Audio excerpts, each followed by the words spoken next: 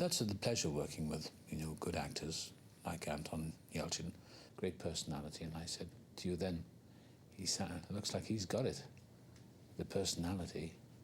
And then when he did the reading, I thought he was just extraordinary boy. And I thought he was just wonderful, wonderful kid. And also I thought he was tremendously intelligent and inquisitive about everything, always wanting to know. He wanted me to teach him the piano. And he's a lovely kid.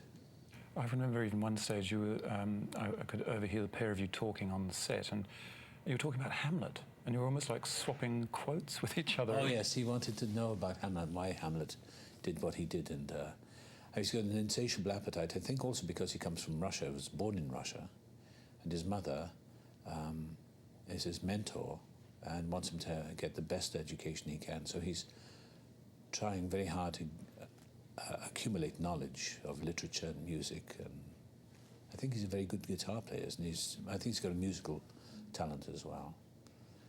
And his mother's a remarkable woman, nice skater, champion ice skater from Russia.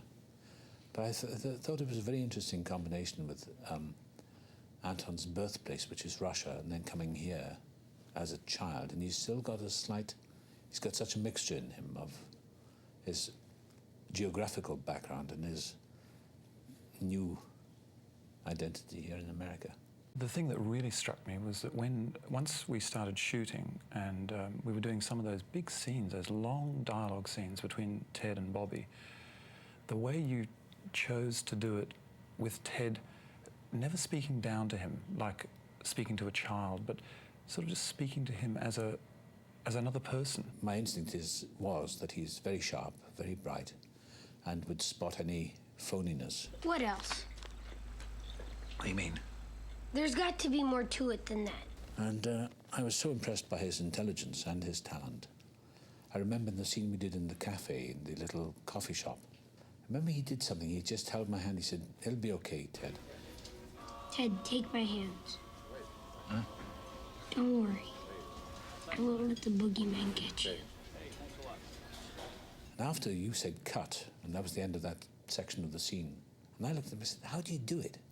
How do you do it?" And I am amazed. My question to him was genuine. I thought, how does he do it? Remarkable. It's interesting to hear you say to someone else, how do you do it? How do you do it? Because, of course, it's a question you're asked all the time. How do you do it? When he comes on the bow tie because it's his birthday, he didn't have to act a boy who's hurt. He just came on with his bow tie, and that was enough to break your heart. This psychic ability of Ted's, which I still think is a very human thing. I mean, I believe there are people who can sense things that we don't all sense. Yes. And what was your feeling about that in terms of the character? And in your own background, your experience of phenomena that either your grandfather or other people were able to sense? Some years ago, about 30 years ago, I was very psychic, and then I dismissed it because the linear mind dismisses stuff like that. But I was gifted psychically, and I could tell things about people, and I could spot things by just looking at them, and I'd give them I used it as a bit of a party piece, but I would be able to tell them things that had happened to them over the last few days, and they were always shocked.